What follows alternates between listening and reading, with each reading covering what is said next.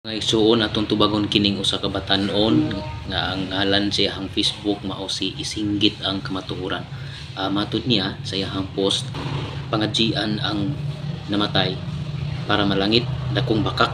So mga igsuon, ang pag-ampo sa kalag sa namatay dili ka na bakak alang natong magtotoo nga mga Katoliko kun dili.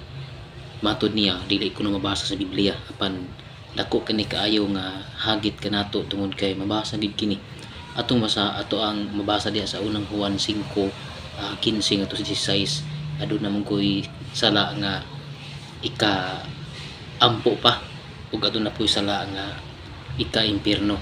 So ang simbahang Katoliko nag-ampo sa tanan nga mga nangamatay nganuman tungod kay wala man ta o dili man ta makahukom kung unsa ang gibugaton sa kalag sa namatay. Busa ang simbahang Katoliko kanunay nga nagampo nga alang sa kalag sa nangamatay. Dili ka na bakak, biblical ka na magsuon. Busa magbantay kita sa uban nga mga tinuuhan labi na nining SDA nga si Isinggit ang Kamatuoran.